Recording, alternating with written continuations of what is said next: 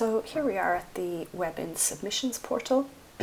Simply log in using your Webin credentials, and this will bring you to a dashboard type page.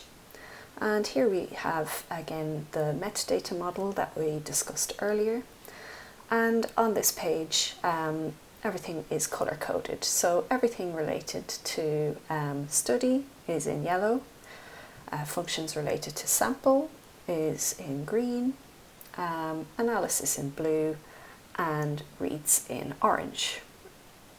So here we will register a study interactively by pressing this register study button and just filling out a couple of basic details. When would you like the data to be made public? A short title and name, and a description of the project. Here you can also register any PubMed citations should you have already made a publication based on this data. We can make those links at this point. And here we can add simple tag value additional attributes, and I'll post some extra information about that in the workshop materials.